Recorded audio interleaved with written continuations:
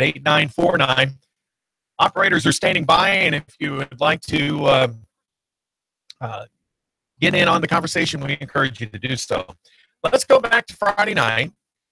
We had our show, went up to 7 o'clock, and, of course, high school football kicking off at 7 o'clock around the region. A lot of good games, and, of course, it should be with high school football playoffs. And with that being said, we still got some local teams that are still in the hunt for a state title.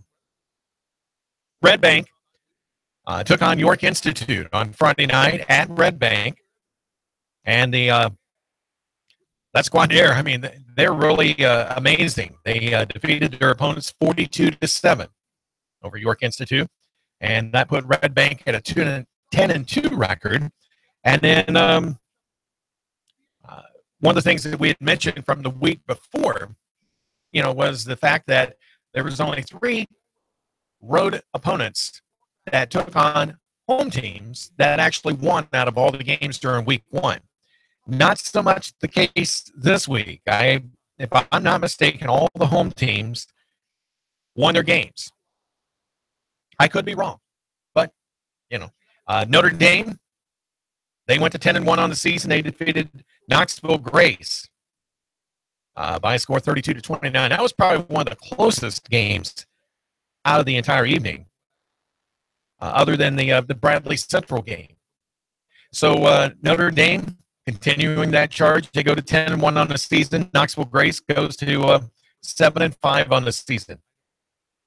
McCallie in the Division II AAA, they took care of things with Briarcrest by a score of 56-35. McCallie goes to 8-3 on the season. Briarcrest ends their season with a 9-2 record. So they were pretty evenly matched up. Baylor in Division II AAA, they are out after losing to Montgomery Bell Academy, or MBA, as most people call them, by a score of 14-7. MBA goes to 9-2. Baylor, who surprised a lot of people by defeating Ensworth week before, finishes out their season with a 4-8 record. All right, in 1A, South Pittsburgh continuing their undefeated season with a 40-0 win, or shellacking, or devastating blow to Joe Burns, who finishes their season with a 9-3 record. It seems like South Pittsburgh is like the team to beat, no matter in what classification it may be.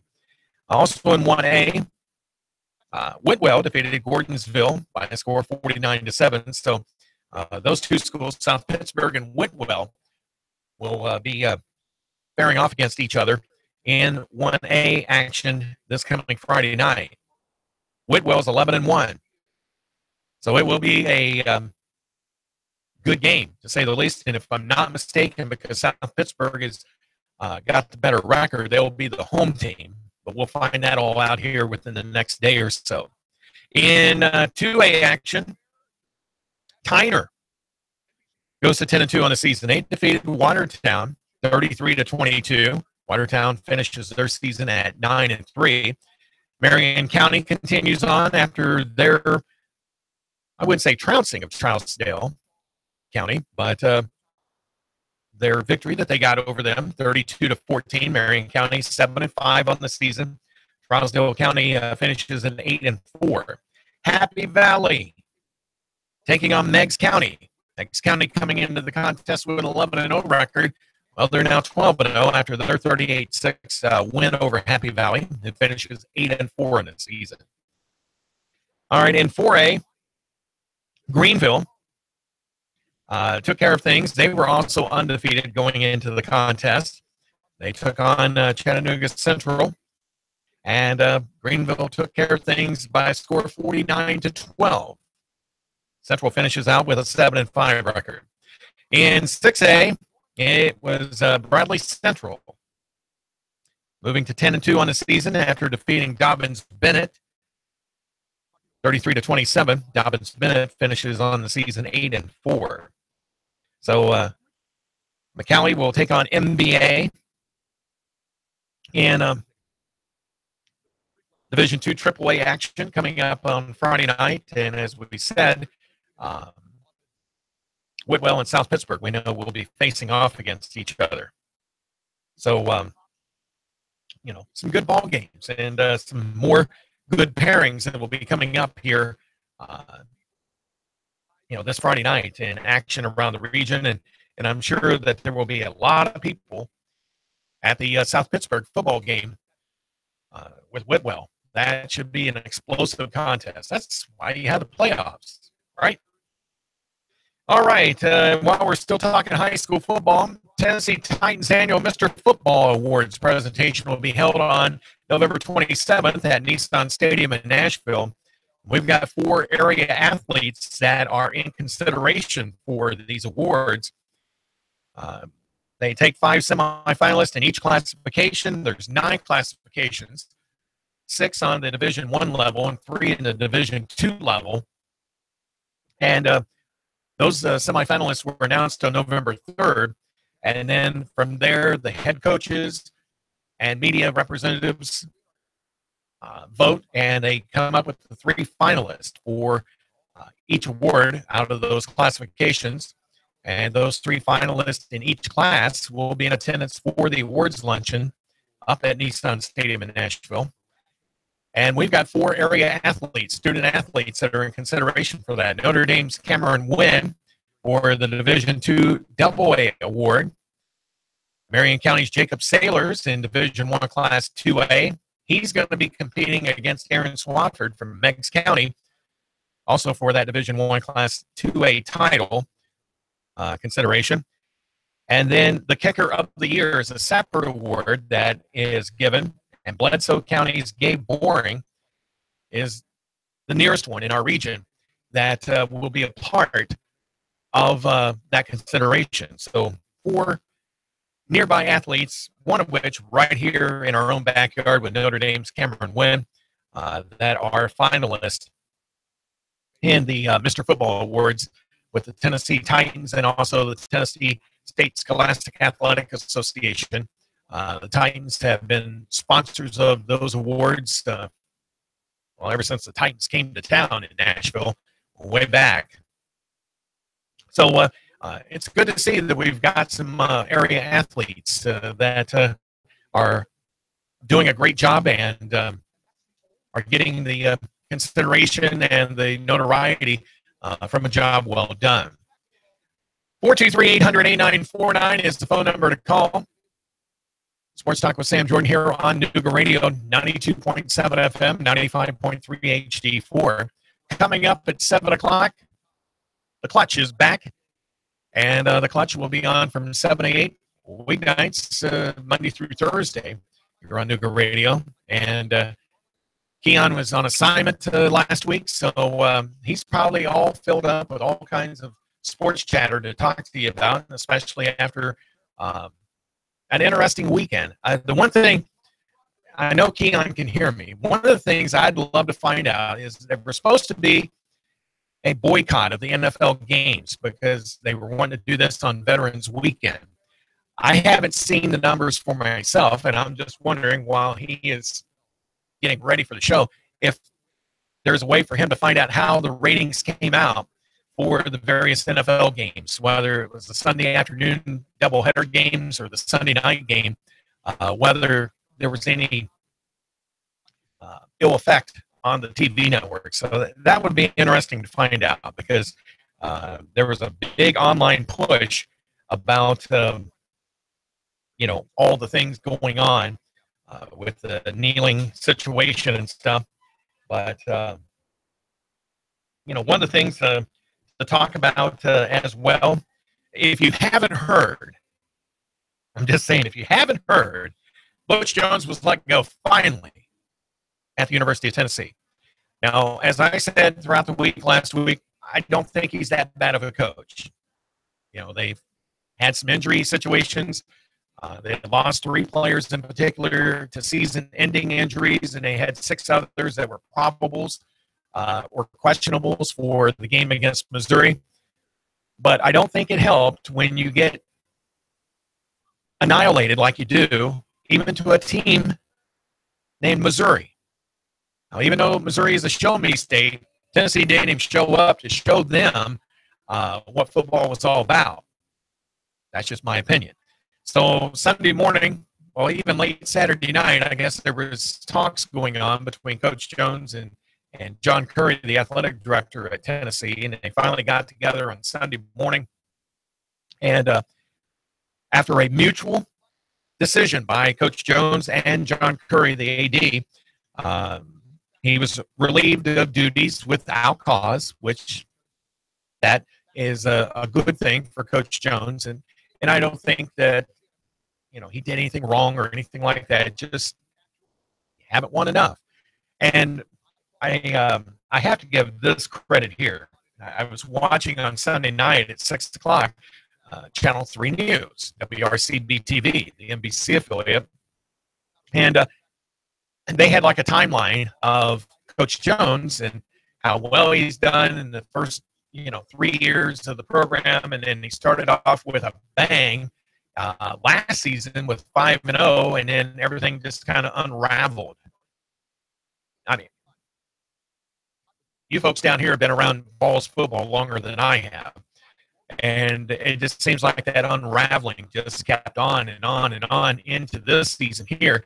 I don't know if there was a mutiny on a bounty with the football players and the coaching staff for this to all come about, but something got this process started between the team and the coaching staff and everything.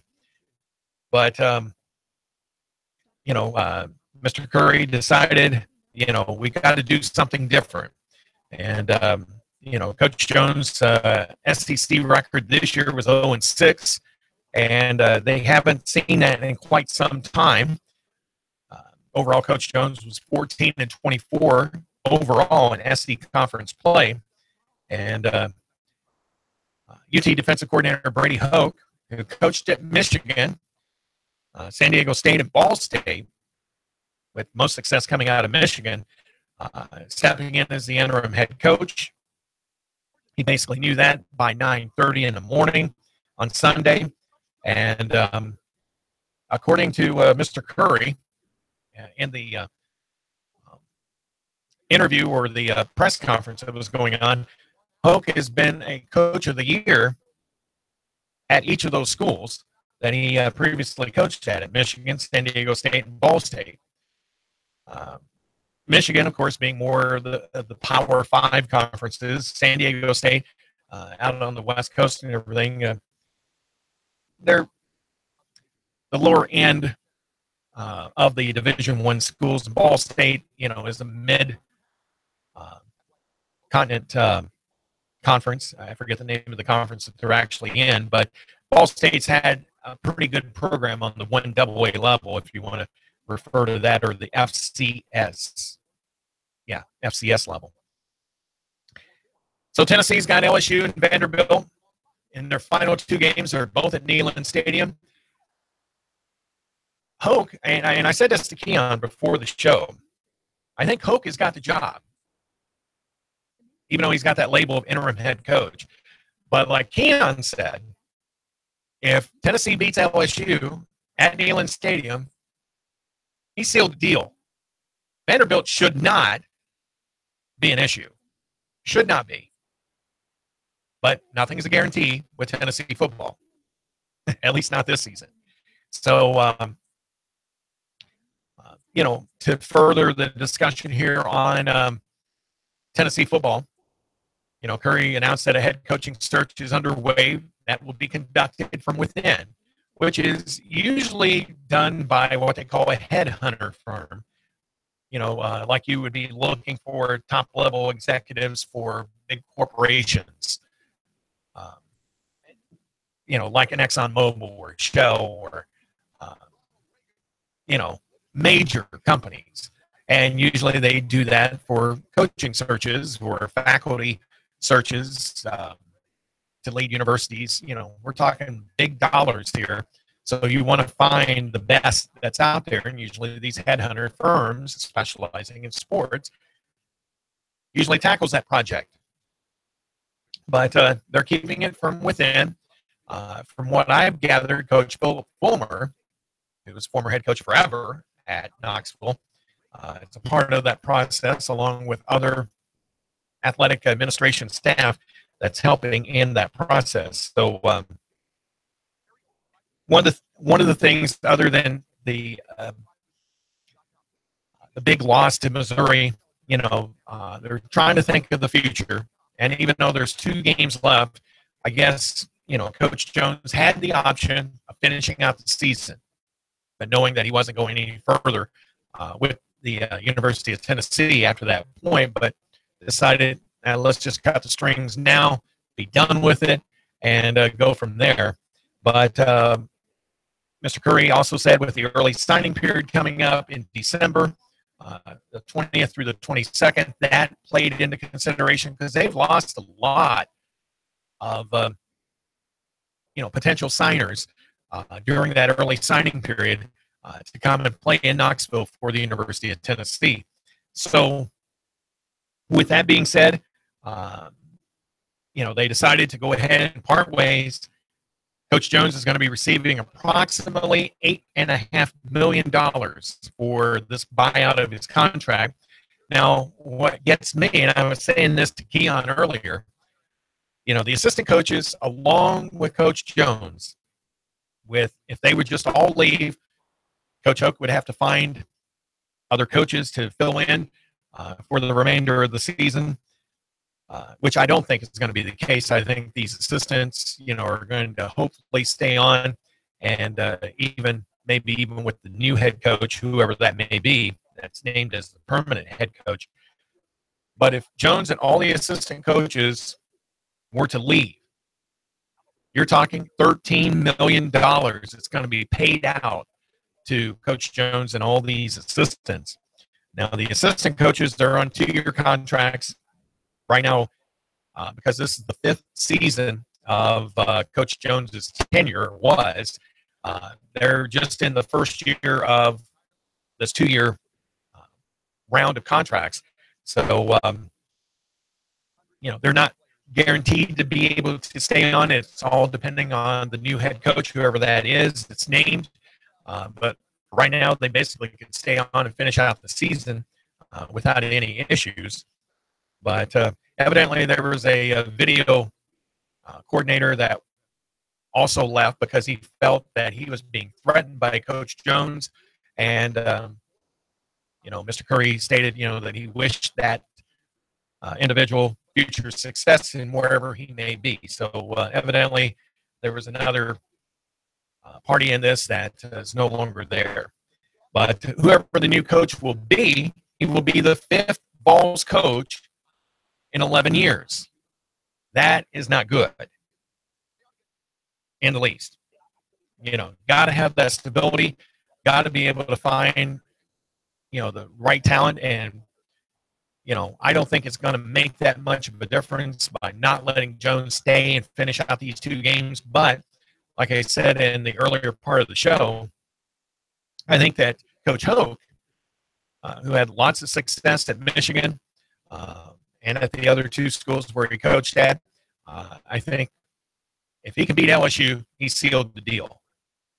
But, I think he has the job anyway, and especially if they do beat Vanderbilt. If you cannot beat Vanderbilt, okay, next man up. So, while we're talking a little bit of college ball, Lady Vols basketball team got a bright spot, or gave a bright spot yesterday with their 87-49 victory over East Tennessee State University. Approximately 8,900 watched the win at Thompson Bowling Arena. Wednesday, the Lady Vols are at home to face James Madison University out of the northern end of Virginia. And regionally around here, Cleveland State Lady Cougars, they dropped 2 games against Dyersburg State in Southwest Tennessee, losing to Dyersburg State 70-55 and losing to Southwest Tennessee 63-60. With that double loss, the Cougars are now 2-2 and will be in action 3 times this week. Tuesday night with Wallace State with Tip at 5:30 p.m., and then they'll play Jackson State and Columbia State later this week. So best of luck to them as they're in their early part of the schedule. Now, yesterday was a day to determine who that fourth and final playoff spot was going to go to in the NASCAR Monster Energy Cup Series. They were racing at Phoenix International Raceway, and hear all the action right here on Nooga Radio News Talk 92.7 and 95.3 HD4. As that next to last race was underway, there were several drivers that were in contention. Brad Keselowski, Denny Hamlin, Ryan Blaney, Chase Elliott, and Jimmy Johnson. Jimmy Johnson is seven-time series champion, and he just was not able to overcome the adversities in that race. Brad Keselowski got that fourth slide. He was 19 points ahead of Denny Hamlin. Hamlin was doing great all throughout the race. He led 193 laps in yesterday's race until he swapped metal with Chase Elliott, who were trying to make a play toward the end of the race. And both of those two connected up, and that was how Matt Kenseth was able to come away with the victory. And Kenseth won the Can-Am 500 at Phoenix. He's raced in 649 races in his career, has got 39 victories and one series championship. In fact, that series championship, I think, was about 10 years ago. And, I mean, his career could be coming to a close in Miami next weekend, and he was trying to show, you know, that he's still got the goods. Ryan, I think, is like 39, 40 years old, and that's pretty much like an NFL player or Major League Baseball player where the twilight of their career is at.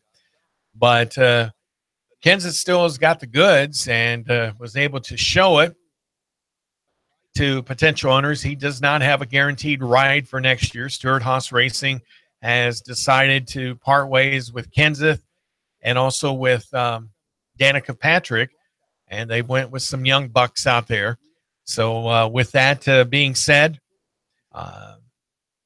we hopefully we can see Matt Kenseth in a new ride next year, and best of luck to them.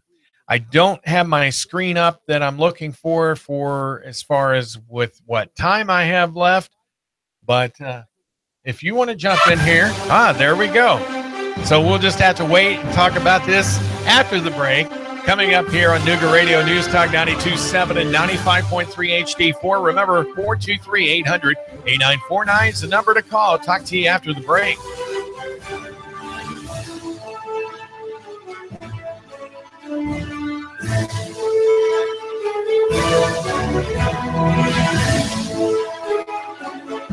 The Tennessee Valley's news talk leader, Nooga Radio, digital FM 95.3 HD4 and 92.7 FM. 3, 2, 1. Chattanooga Radio, digital FM 95.3 HD4, 92.7 FM's news now.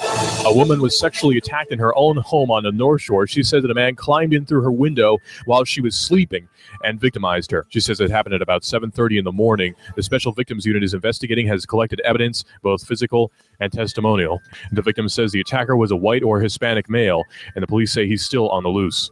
A shooting on Olive Street at about 2:30 in the afternoon on Sunday. The victim was found on Ocoee Street after 911 was called. The victim advised that he didn't know who the shooter was, and the Violent Crimes Bureau says the shooter is still on the loose. The good news is the victim is expected to recover. He suffered minor injuries, non-life-threatening, after gunshots rung out on Olive Street. On Thursday, and the East Ridge City Council voted 3-2 to allow beer at special events on city property. Russell Stroud, Nooga Radio News Talk 92.7 now. Expect clear skies to continue through your nighttime. Chilly overnight lows into the upper 30s. For Tuesday, another nice day. Lots of sunshine, highs of around 60. For Wednesday, a few late clouds, but still looking dry. High 60 to 62. Slowly warming up for Thursday and Friday. Looking for a new career? Georgia Northwestern Technical College is where you need to be, featuring over 200 programs of study. Admissions deadline for spring is November 30th. Visit gntc.edu.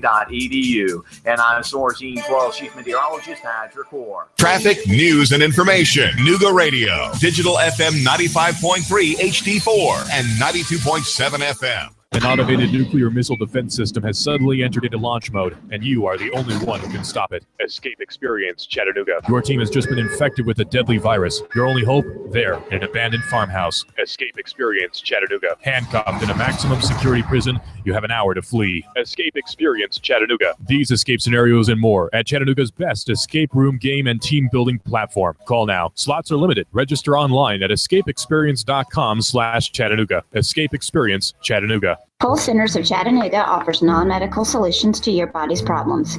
Using a state-of-the-art technology called pulsed electromagnetic fields, PEMF for short, we help fuel the body's natural healing response. If you're tired of taking harmful, addictive drugs that only dull your pain and cause awful side effects, the knowledgeable, friendly staff at Pulse Centers can help you end that cycle. Call to schedule a free whole body assessment at 423-771-7755. That's 423-771-7755. Nooga Radio, Digital FM 95.3 HD4 and 92.7 FM knows your opinion is important. So call 800-8949. Agree or disagree? Call 423-800-8949. 800-8949. Nooga Radio, 92.7 FM and 95.3 HD4. News Talk Nooga Radio.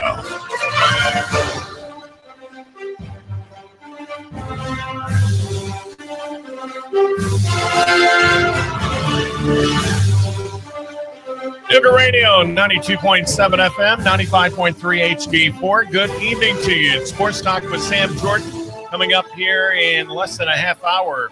The return of Keon Rose with the clutch.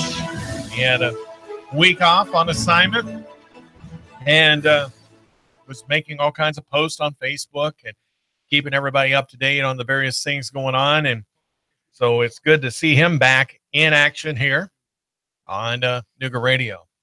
We were talking about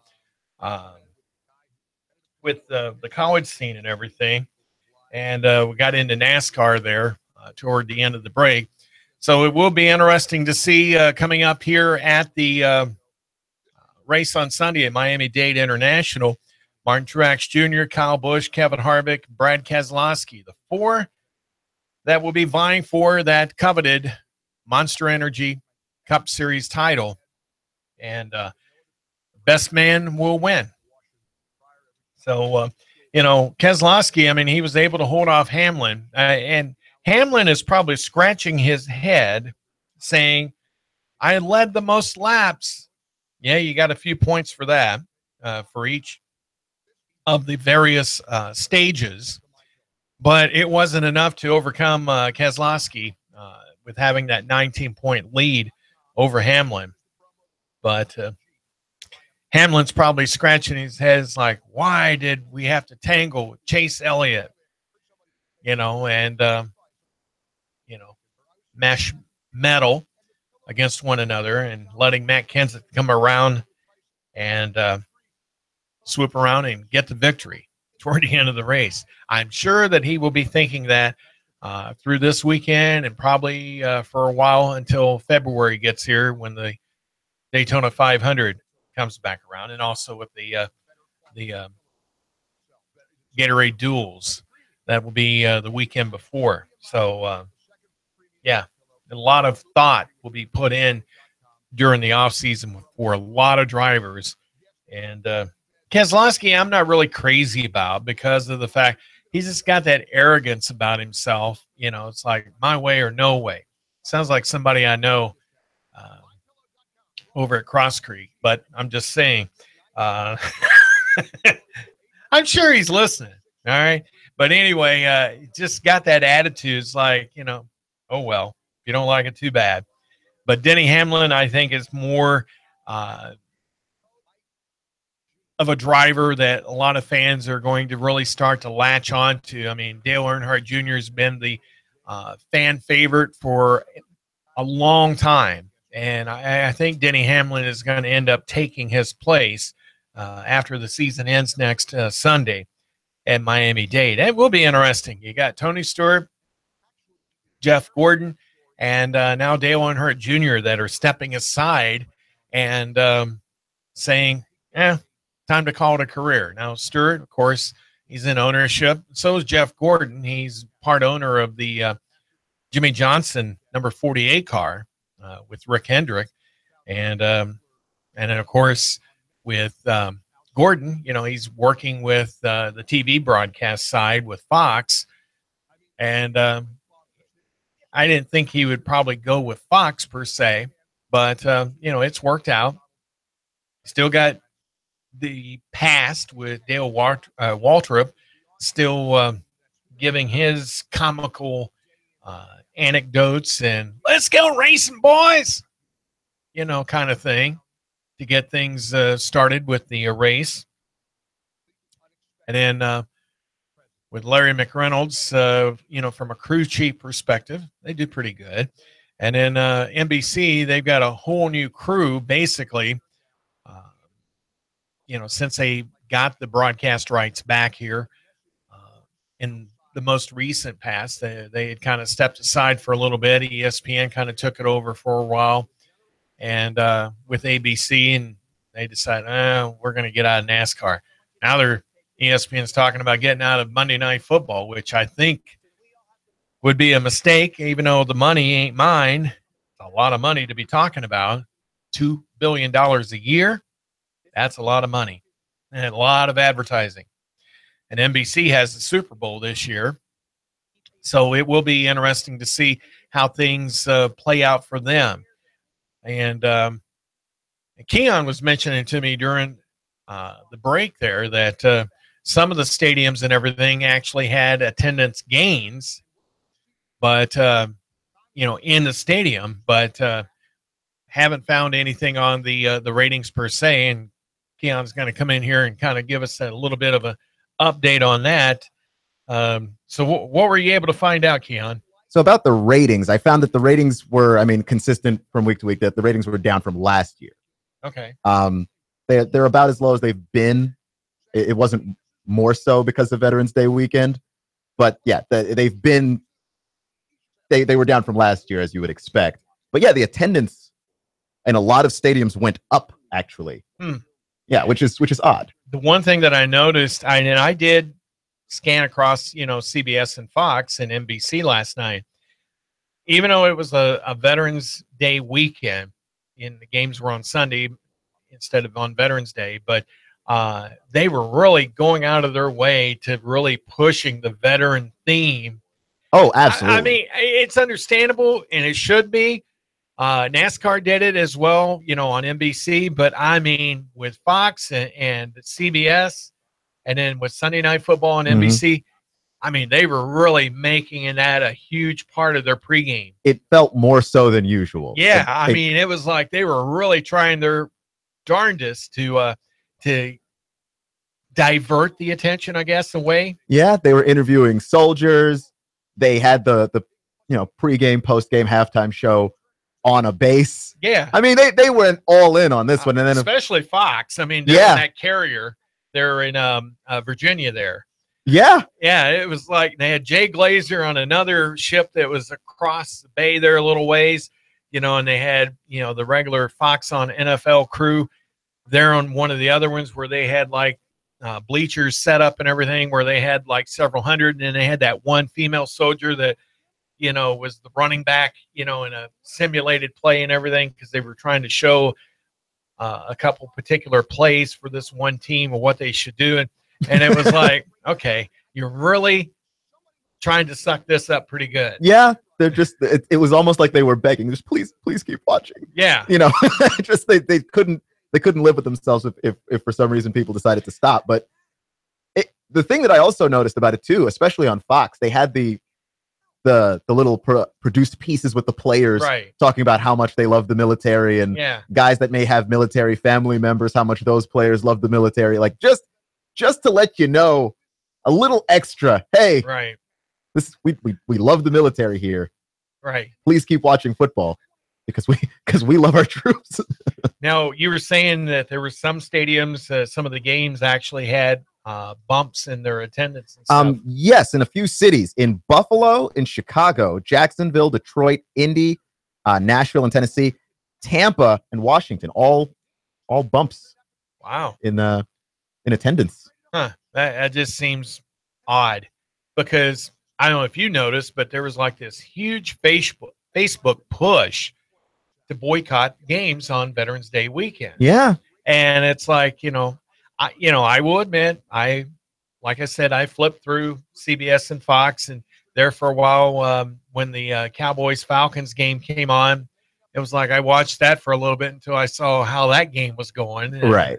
And it was like, but you know what was funny? Did you hear about Jerry Jones? He got kicked off the one committee that's negotiating Roger Goodell's contract extension.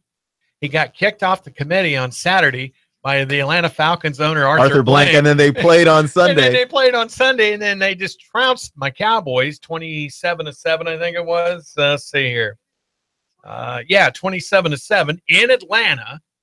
And it was like, okay, what else can go wrong for my Cowboys? I don't know. And especially with Jerry Jones. Did you see the pregame, too, where the two of them are just trying to avoid each other? They're trying so hard to avoid each other. No, but they're not looking at each other. They're in two different crowds of people with their backs turned to one another.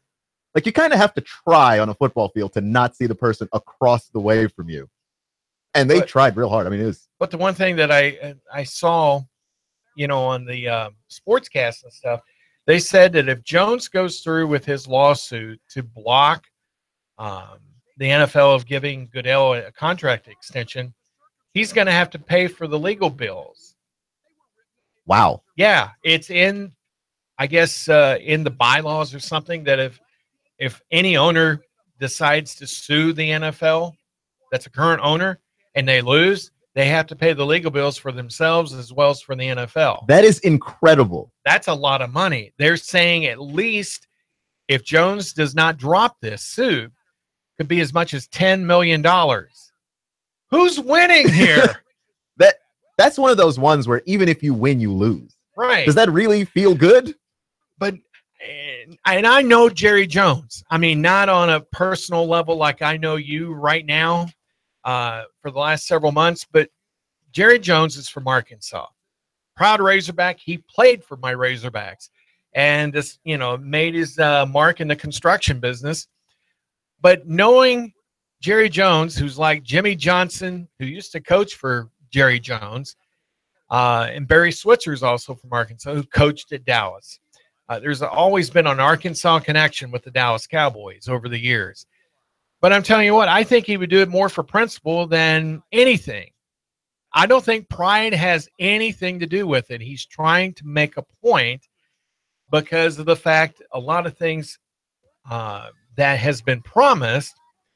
And ESPN reported that on August 1st, the contract negotiations with Goodell, Keon, I'm telling you, we're in the wrong business, brother. I'm telling you. Goodell would get $49.5 million a year in salary, a lifetime use of a private jet, and a lifetime health insurance plan for his family. Okay, I don't really give a rat's rear end about the private jet. I'd rather keep my feet as close to the ground as possible. Fair enough. The salary and the lifetime health insurance, I'd be content with. Even just the salary, and I'd pay for my own insurance. That's even just the salary. But man, as a young person struggling in this world to get insurance, I'm telling you, the lifetime insurance sounds really nice. It does. It honestly, it sounds incredibly nice. Then you got to wonder about the previous NFL commissioners, that we've had over the years. Pete Rozelle, who was Paul Tagliabue. Paul Tagliabue was before Goodell. And what kind of a sweet, you don't hardly hear from Tagliabue anymore. And I think Pete Rozelle finally died. I could be wrong on that, but I think you're right about that. I don't remember when. But you never hear of Tagliabue anymore. Probably don't have to worry about it because he's breaking in all these millions. It's one of those things where I know it. If I ever get the chance to have children, I know what I'm going to raise my child to be. Don't be a football player. Be a football commissioner. Because then your life is set. Maybe that's why my one son took athletic administration, even though he didn't follow through on that. But if you can make it to the top of that, it feels like you just win. There's no losses there. Yeah. I used to be an athletic administrator for one of the largest school districts in Pennsylvania. I only did that for 2 years. And it's like salary was okay. Money was okay. Well, of course, those go together, but the headaches alone, I can only imagine what Goodell has to go through, even though he's got all of his minions underneath him. You got the legal department that's a lot of issues. I mean, he's only there in front of the cameras. And, like Saturday, I think it was, the Seattle game. Seattle played Thursday night against Arizona. Yes. Up in Seattle. And Goodell was there in downtown Seattle giving out tickets to the Super Bowl.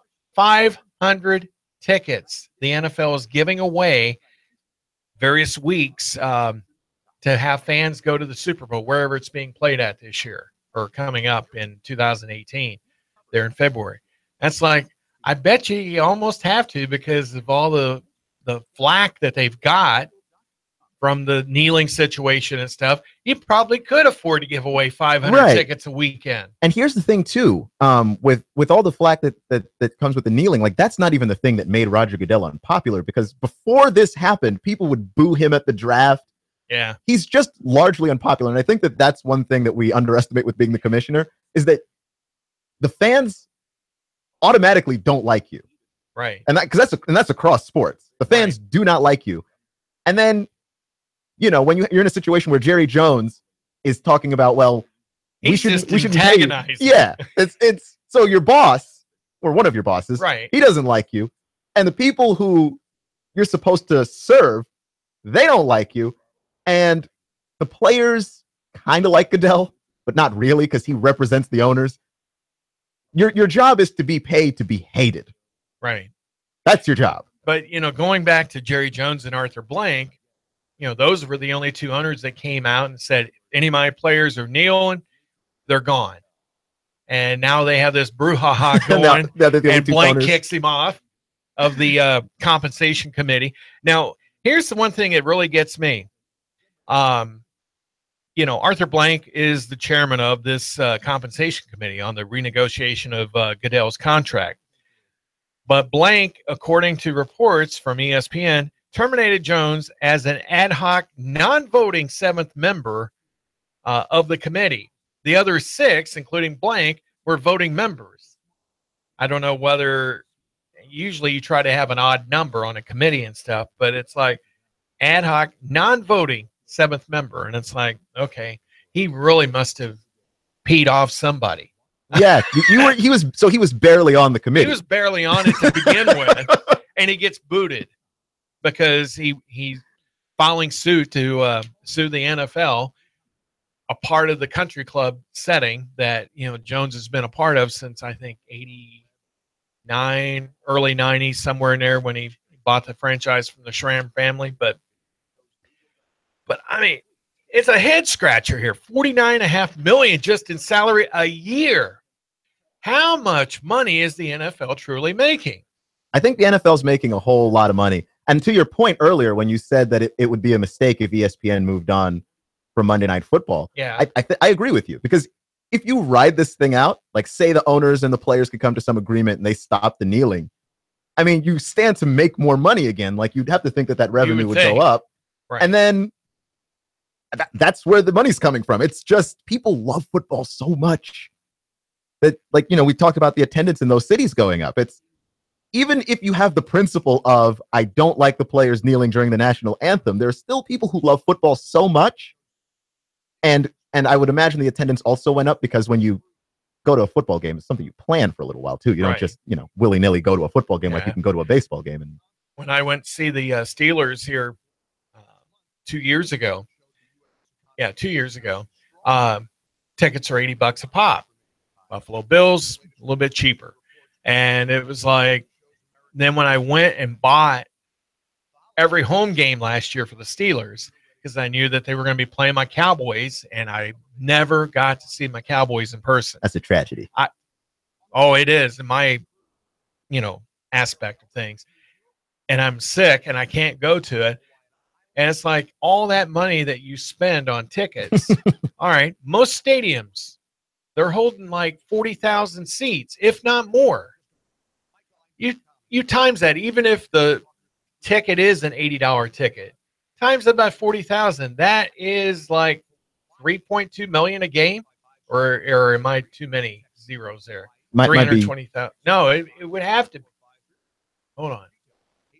No, I'm not a math major, so I couldn't tell you. I think that's 320,000, but still, at $80 a game, times that by 40. So yeah, that would be $320,000 that they're making at an average stadium at an $80 ticket price. And Heinz Field, I mean, is a modest field.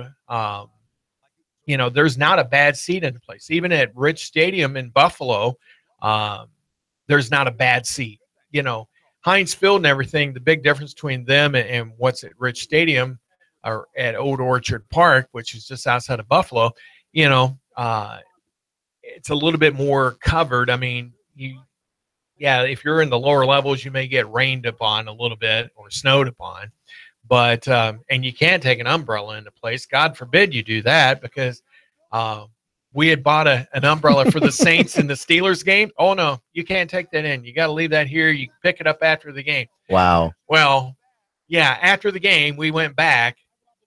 We'd spent, I think, $20 on the umbrella, and it was like over in a dumpster. And it was like, I'm not diving in for an umbrella. Yeah. No, thanks. Yeah. And it's like, that's why you wear ponchos. So that was a learning experience, an expensive learning experience, but still. But, you know, we spent more time in the second half by going underneath the boughs of the stadium for the museum that they got down there. The concessions are like outstanding. You know, I can only imagine what it would be like at AT&T Stadium there in Arlington, you know, because, you know, I'm sure things aren't done on the cheap. You know, they want to give you the best fan experience possible. Now, if you got some knuckleheads out there that, you know, want to kneel and everything, you know, it's going to probably disillusion some fans out there from going and supporting that. But, you know, but for Blank and Jones to butt heads like this, and they've been together on a lot of issues, that's like, you know, that's some major power shifting process going on here. You can start to see it. And also the thing that's interesting to me is that, man, I want to know one day what it's like to feel like to be Jerry Jones, because to be able to go, you know what, if I lose this, and there's a good chance I could lose this, I lose $10 million and not really feel it. Right. That's something. That is some kind of feeling that you've got going on there. I mean, I think that it's,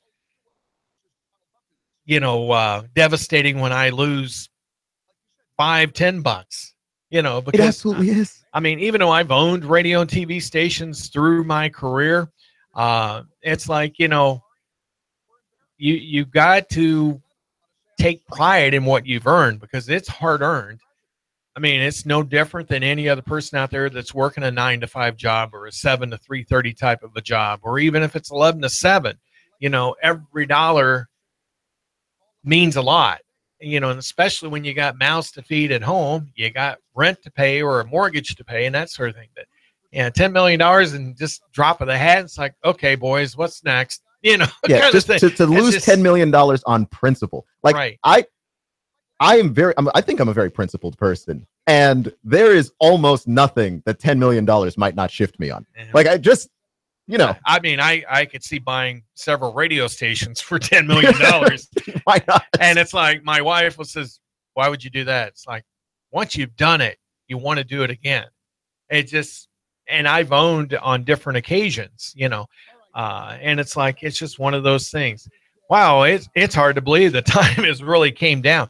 We want to remind you that Monday Night Football has Miami at Carolina. Dolphins, they're 4-4. Carolina 6-3. I think Carolina is going to take this game, but I think Miami is going to give them a run for their money as well. You think so? I think so. I don't know if it's going to be close. I mean, even though Tannehill's not in there and they've got Cutler, I think Cutler's gone, isn't he, or hurt? I thought Cutler did get hurt. Okay. I think we're back to Matt Moore. Well, that ain't too bad. I'd take Moore over Cutler any day. But when Chicago cut Cutler, that was the best thing that the Bears could have done until they got rid of my good friend Robbie Gould, their kicker. And they cut him because of salary. And it's like, he's been a great kicker, but he's with the 49ers now. That's the only good thing. Hey, speaking of the 49ers, they got their first victory. 31-21 over the New York Giants. I'm sure Keon will be talking more about this, and we will be back with you tomorrow night. 6 to 7, the Clutch with Keon Rose is coming up next, so stay tuned. It will be a great show, so make sure you tune in here on Nooga Radio News Talk 92.7 and 95.3 HD4. Coming up in moments after CBS News and local news update. Talk to you tomorrow. The Tennessee Valley's news talk leader, Nooga Radio, digital FM 95.3 HD4 and 92.7 FM. 3, 2, 1. Chattanooga Radio, digital FM 95.3 HD4, 92.7 FM's news now. A woman was sexually attacked in her own home on the North Shore. She says that a man climbed in through her window while she was sleeping and victimized her. She says it happened at about 7:30 in the morning. The Special Victims Unit is investigating, has collected evidence, both physical and testimonial. The victim says the attacker was a white or Hispanic male, and the police say he's still on the loose. A shooting on Olive Street at about 2:30 in the afternoon on Sunday. The victim was found on Ocoee Street after 911 was called. The victim advised that he didn't know who the shooter was, and the Violent Crimes Bureau says the shooter is still on the loose. The good news is the victim is expected to recover. He suffered minor injuries, non-life-threatening, after gunshots rung out on Olive Street on Thursday, and the East Ridge City Council voted 3-2 to allow beer at special events on city property. Russell Stroud, Nooga Radio News Talk 92.7 now. Expect clear skies to continue through your nighttime. Chilly overnight lows into the upper 30s. For Tuesday, another nice day. Lots of sunshine, highs of around 60. For Wednesday, a few late clouds, but still looking dry. Highs 60 to 62. Slowly warming up for Thursday and Friday. Looking for a new career? Georgia Northwestern Technical College is where you need to be, featuring over 200 programs of study. Admissions deadline for spring is November 30th. Visit gntc.edu. And I'm Storm Team 12 Chief Meteorologist Patrick Orr. 95.3 HD4, 92.7 FM. WBLZ HD4 Ottawa, W224AZ Chattanooga, 92.7 digital FM 95.3 HD4 Chattanooga.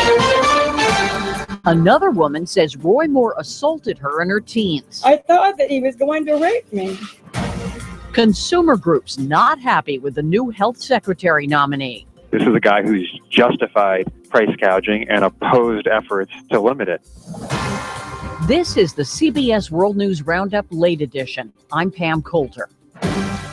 At age 16, Beverly Young Nelson says she accepted then-prosecutor Roy Moore's offer of a ride home from work. Mr. Moore reached over and began groping me. She waited 40 years to publicly tell her story. He said, "You're just a child." And he said, "I am the district attorney of Etowah County. And if you tell anyone about this, no one will ever believe you." Moore calls the allegations a witch hunt, but Senate Majority Leader Mitch McConnell had enough even before the new allegations. CBS's Steve Dorsey has more. McConnell says he believes the women in a Washington Post story who say Moore initiated sexual contact with a 14-year-old girl when he was 32. Moore denies the allegations. Moore is running to replace Jeff Sessions, who vacated his Senate seat to become Attorney General. McConnell says Moore should step aside. A growing number of Senate Republicans agree, and Senate campaign chair Cory Gardner says if Moore runs and is elected, the Senate should expel him. President Trump announced he's chosen former drug company executive Alex Azar to be the next health secretary. Public Citizen's Robert Wiseman thinks that's like putting the fox in charge of the hen house when it comes to drug prices. This is a guy who's justified price gouging and opposed efforts to limit it. What we're really seeing is Big Pharma's takeover of federal health policy. The Senate Finance Committee has begun its review of the GOP tax reform bill. Chairman Orrin Hatch. The system will be much simpler for the vast majority of taxpayers. Pennsylvania Democrat Bob Casey. According to estimates from the Joint Committee on Taxation, at least 13.8 million middle-class households making under $200,000 will see a tax increase in 2019. An appeals court in California cleared the way for enforcement of part of the Trump travel ban on 6 majority Muslim nations.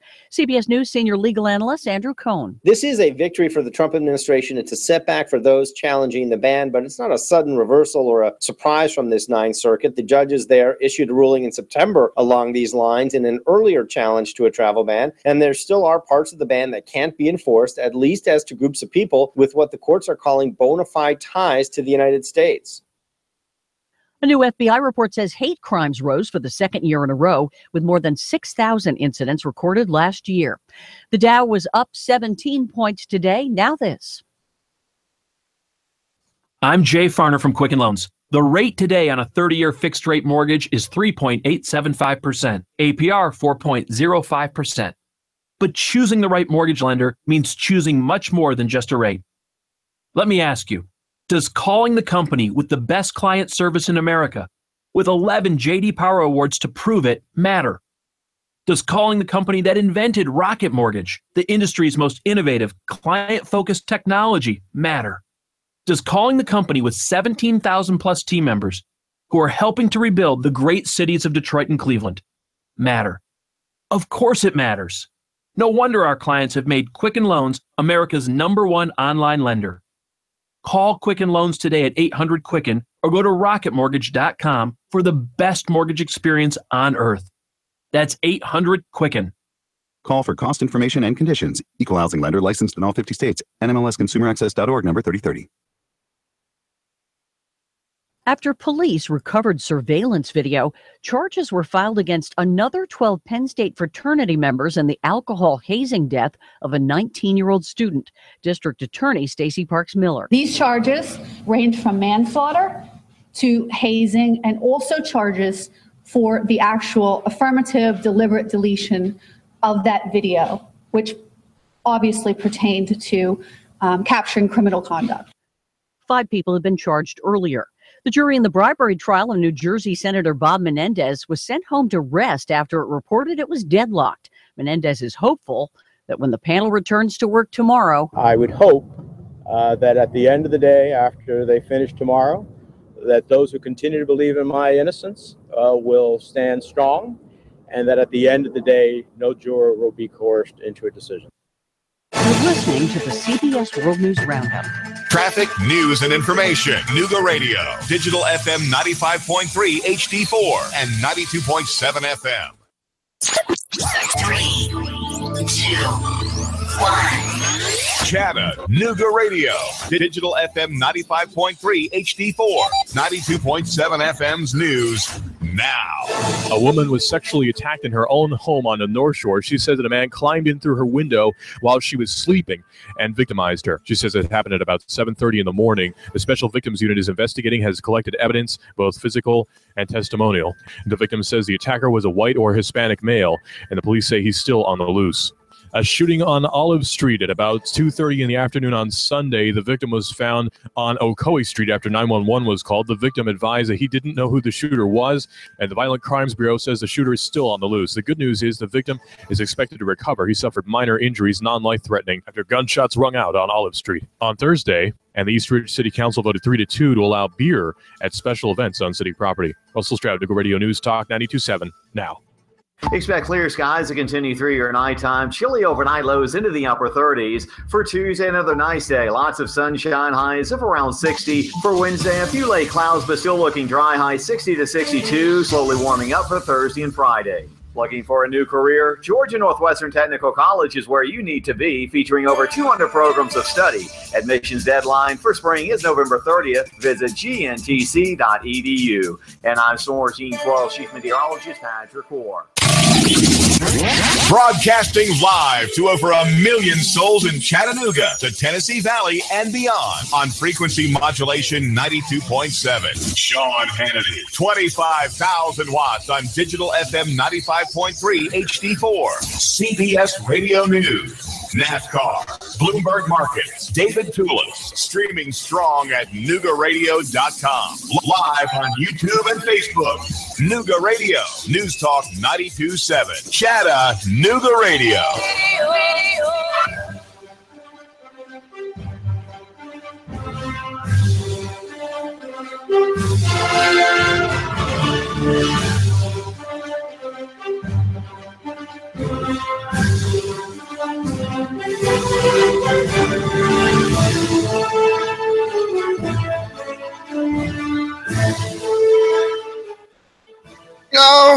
Yes, it's good to be back. It's Keon Rose. You're listening to Clutch with Keon Rose. And before this, you were listening to Sport Talk with Sam Jordan. Sam Jordan, I think, does as good a job as anyone I have heard, as anyone as I have listened to on the air in terms of breaking down what's going on in the high school area, in the greater Chattanooga area of high school sports, particularly high school football. We have the playoffs going on.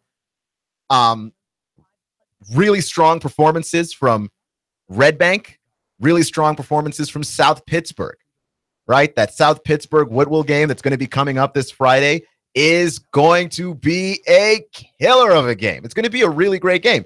And because those two teams, Woodville, 1 loss, South Pittsburgh, undefeated, they are incredibly dominant on both sides of the football. I mean, it's going to be a close game. And it's one of those games, because when you see this happen a lot of times when you see teams that are well-rounded. But both of those teams are well-rounded teams, right? Like offensively, they can put up numbers. You know South Pittsburgh can put up numbers. They scored 41 points in the first round of the playoffs, scored 42 in the second round. And then defensively, both of those teams step up. And again, with South Pittsburgh blanked both of their playoff opponents. Didn't score. Did not score at all. So that's going to be an exciting game. It's going to be very impressive to sit down and watch. Listening to Clutch with Keon Rose on 92.7 FM Nooga Radio and NoogaRadio.com. Took the week off last week, tried to figure out how to work into the schedule, getting a lot of sports on Facebook. And I know we've had sports on Facebook before, but in terms of getting local sports on Facebook, things that you want to read, things that you care about. So we're going to get that for you. That's going to be the new normal. But I want to talk about the SEC because I always want to talk about the SEC. It's my deal. Okay. And also Butch Jones got fired. So you knew that's what I wanted to talk about. He got fired. And to me, I've been saying all year, like, I don't want to see the Vols get hasty. I don't want to see them get rash. I don't want to see them drop the axe down on Butch Jones prematurely, especially since, look, you can look at what Butch Jones has done in the past. The guy can coach. It's not like he can't coach, okay? You see some of these coaches and wonder, man, like, how do you get a job? Can't coach your way out of a paper bag. Butch Jones is not that kind of coach. But here's what Butch Jones has not done that he needs to do in the SEC. Beat the rivals. Win in conference. If you can't do that, you're done. And it's the cold, hard truth of coaching in the SEC. And it's one reason why it's so hard to get outside talent to come here. If you show up and you struggle against other SEC schools, and that's a tough, tall order, you're not going to last very long. And Butch Jones, in his time at Tennessee, didn't consistently beat teams in conference and didn't consistently beat rivals, right? And Saturday, Missouri worked over Tennessee, which we thought might be a problem. Tennessee missing a lot of players, both sides of the ball, but particularly on that defensive end. And they have had their struggles in the secondary, right? So I don't think it was a shock that Missouri was able to score. But just 1 year ago, Tennessee dropped 63 points on Missouri. Right? Like just a year ago, Tennessee outscored Missouri in a shootout. And now Tennessee can't put up the requisite points to hang with Missouri and can't stop them. And this kind of reversal doesn't look good. And that's one thing that just doesn't look really good for Butch Jones. It just doesn't. We live in a results-based culture, right? And on some level, it makes sense.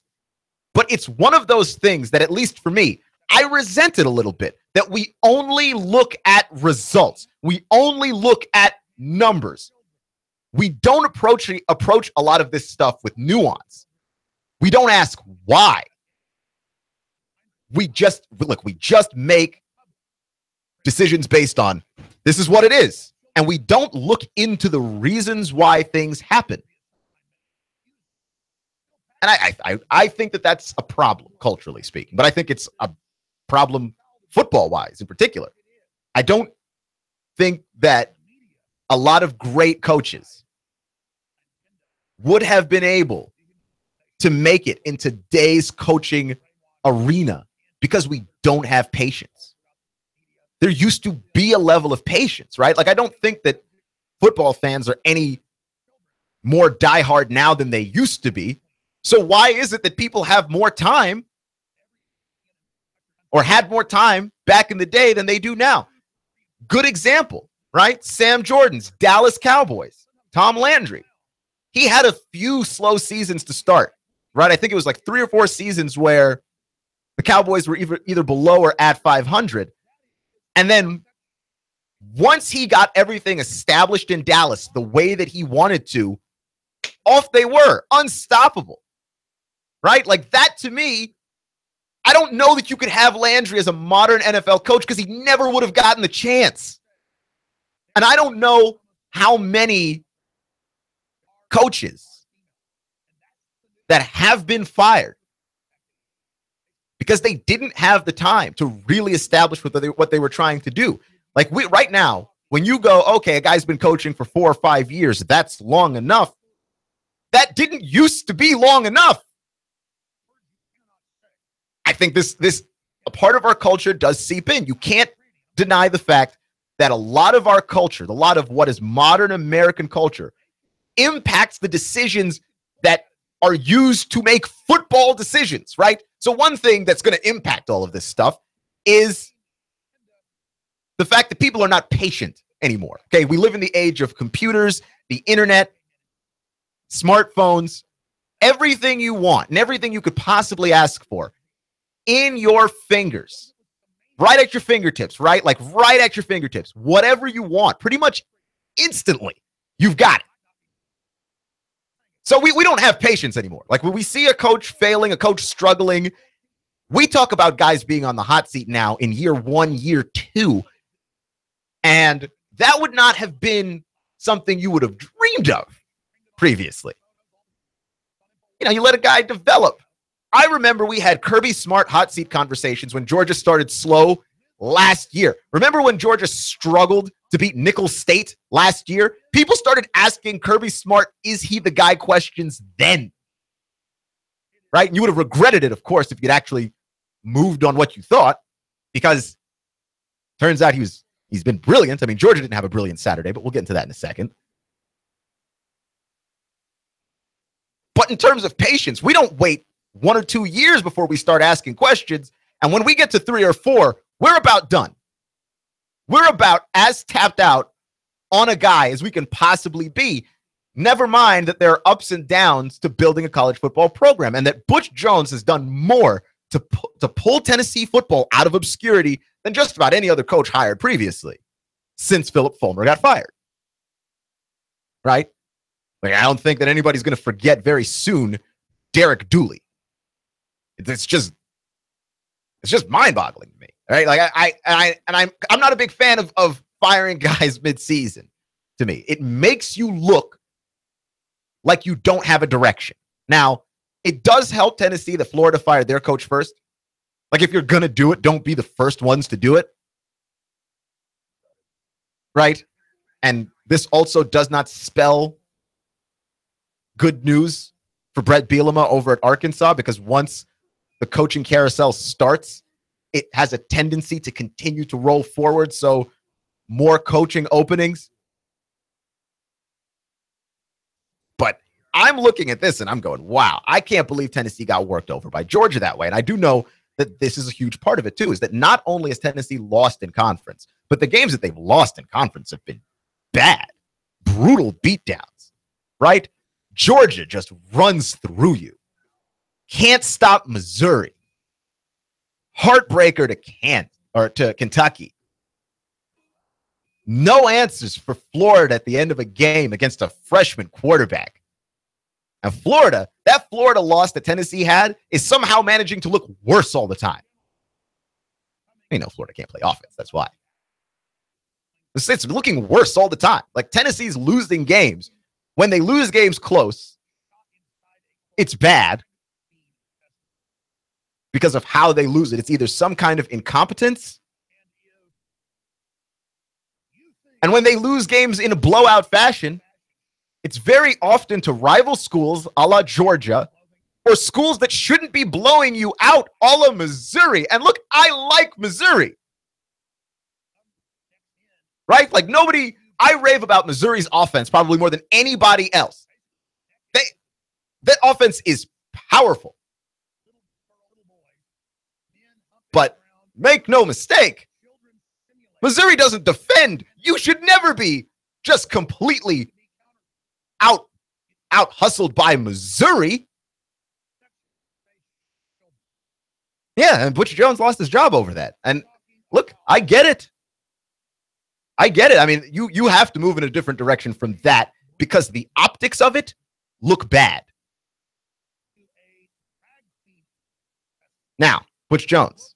Am I going to cry for Butch Jones? Butch Jones is making $8.5 million to go away, which, as I have mentioned many times before, that is my favorite job.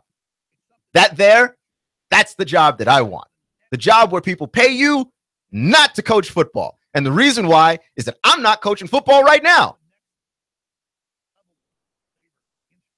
I'm not coaching football right now. So if someone could just pay me to do that, I would love to do that. $8.5 million. Said I had to choose radio. Butch Jones, $8.5 million to go away. It's hush money.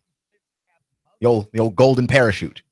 And who are they going to replace Butch Jones with? Sam Jordan was mentioning earlier, Tennessee not going out to any headhunter firms. So what does that mean? Because I know what names are buzzing around on the internet. I spend a lot of time on the Tennessee football forums because I want to get an idea of what fans think. John Gruden. That name keeps coming up. It's not happening, but it would be nice. It's a wonderful pipe dream. It's just not happening. Chip Kelly. Chip Kelly would be fun. Chip Kelly could actually happen. But are you willing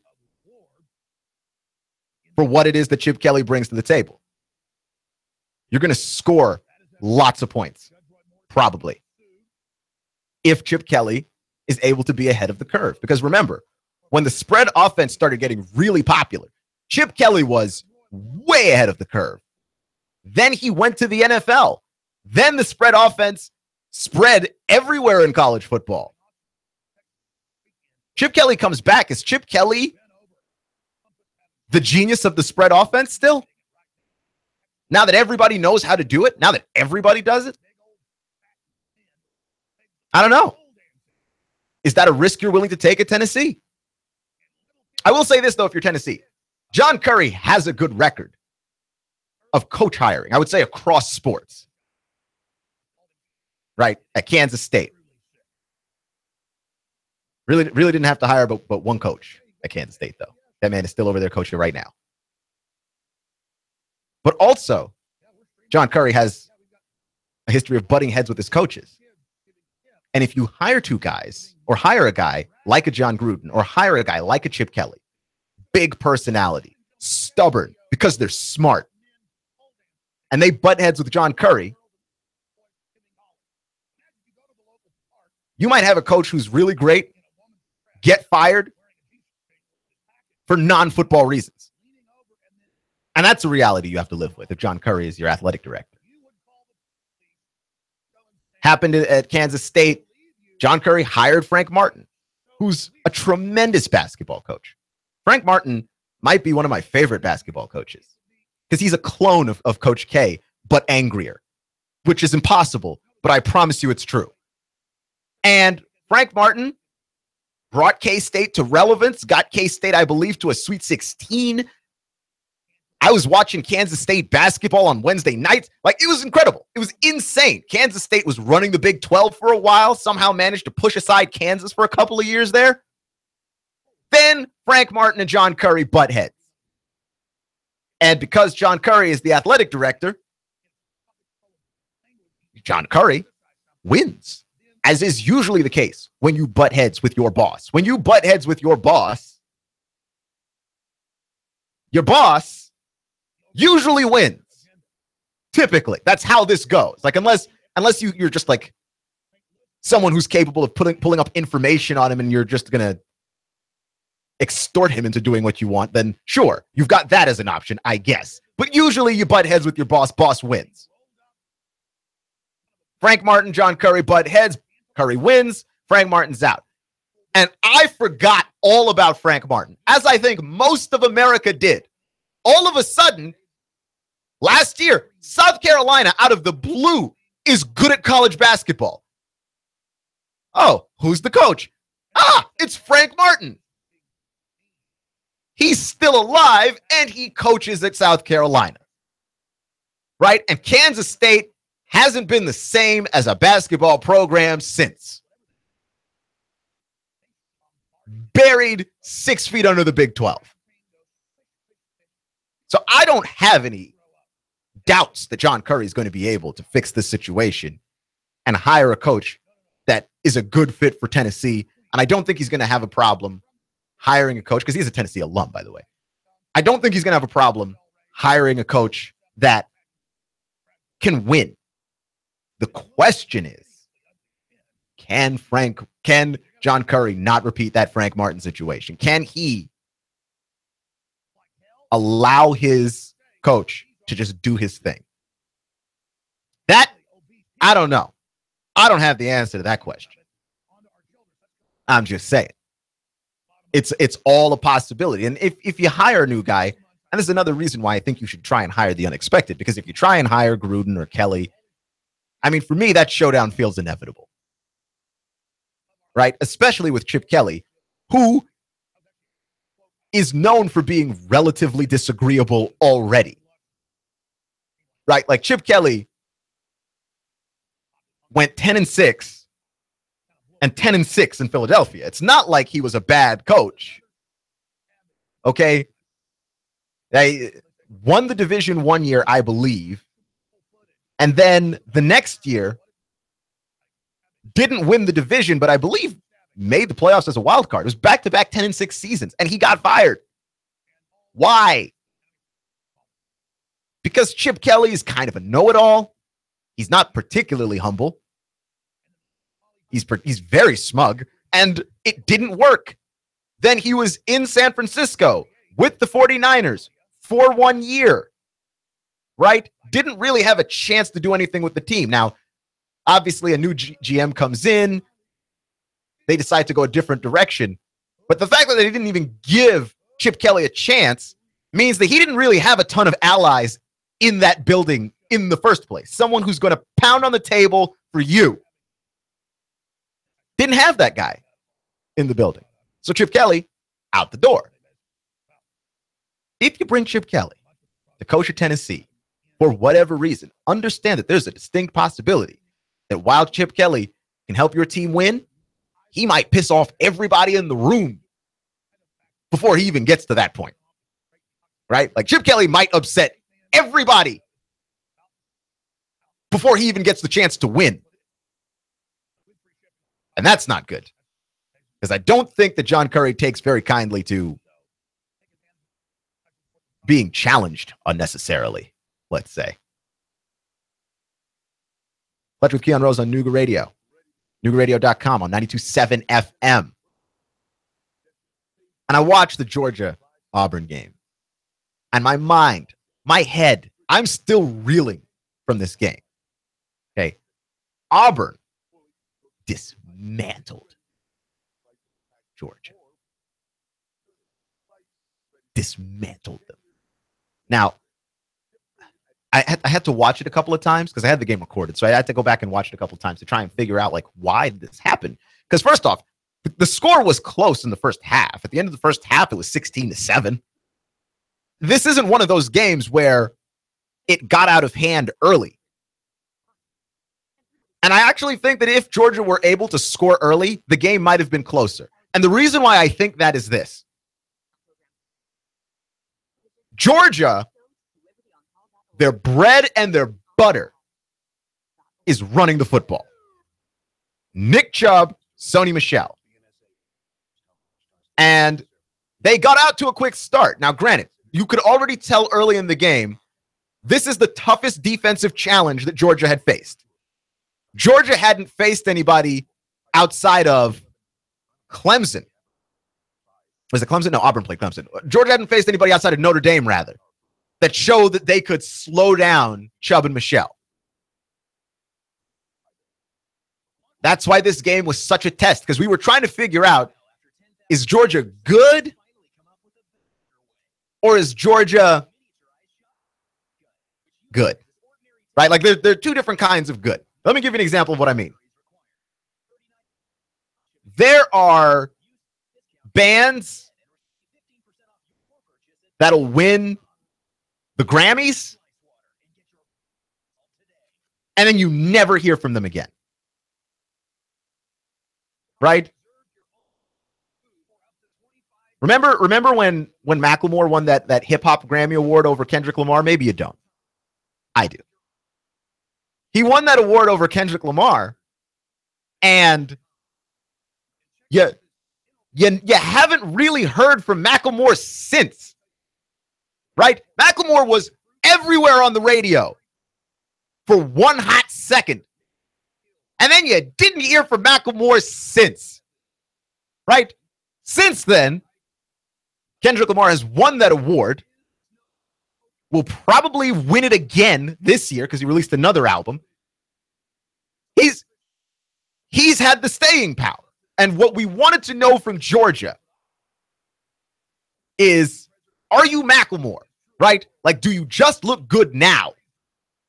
And I don't know if that's the lesson that we learned, but that's one lesson you could take away from it, which is if you take away Georgia's bread and butter, you take away the running game, what is that football team?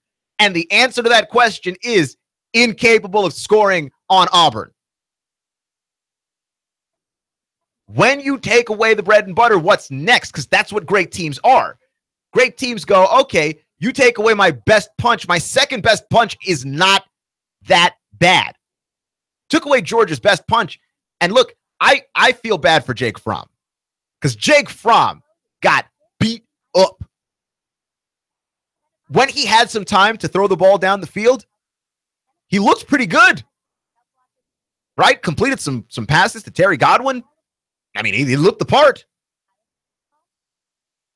But he didn't have that much time for most of the game. And I don't believe that Georgia's ever been punched in the face like that. They did not know how to respond to being punched in the face like that. And they wilted. Does that mean that that's a team that's no longer worthy of being in the college football playoff? Well, no. But what it does mean, though, is it's easier for the committee to make up its mind as to who it wants in and who it wants out. Because Georgia with the loss. Now, Alabama showed some vulnerabilities. We'll talk about that next. Clutch with Keon Rose on Nooga Radio, NoogaRadio.com, on 92.7 FM.